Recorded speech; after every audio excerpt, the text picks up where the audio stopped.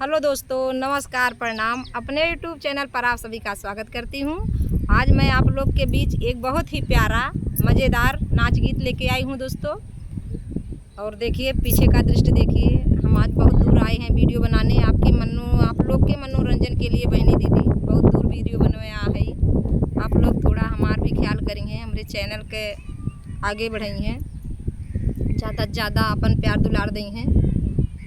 अब गीत सुनावत है, नाच गीत है, चुटकुला नाच गीत।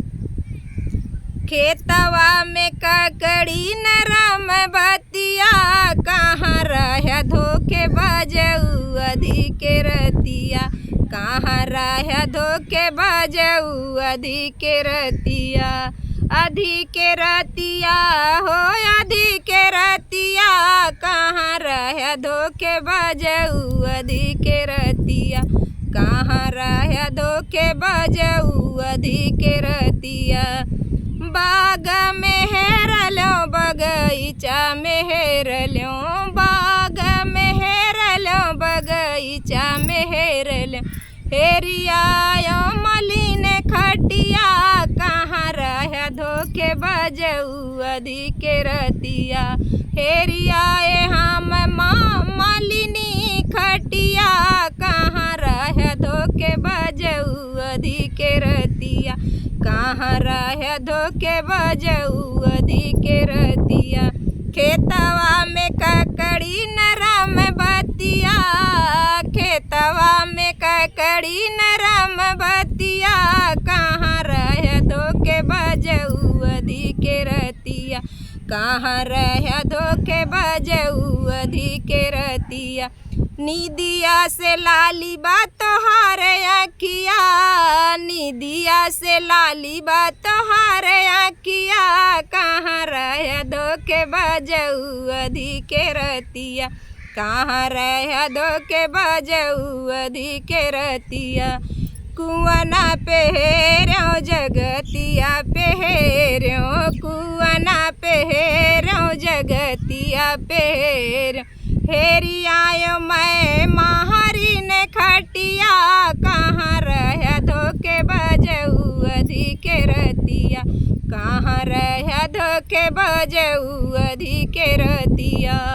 खेतवा में ककड़ी नरम बतिया, कहाँ रह धोखे बजऊ अधिक रतिया, कहाँ रह धोखे बजऊ अधिक रतिया।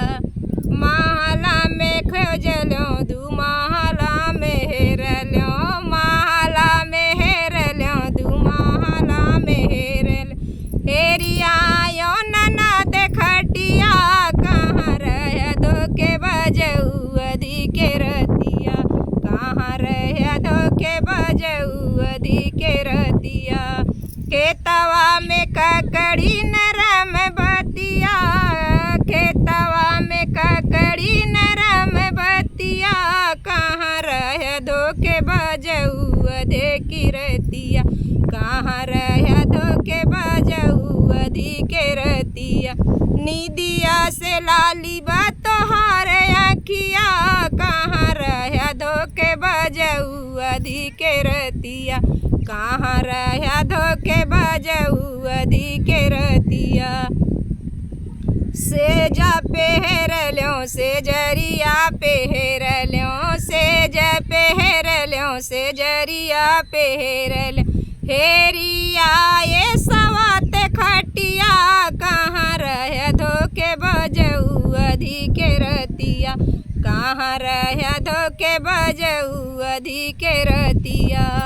खेतवा में ककड़ी नरम बतिया, कहाँ रह धोखे बजऊ अधिक रतिया, कहाँ रह धोखे बजऊ अधिक रतिया।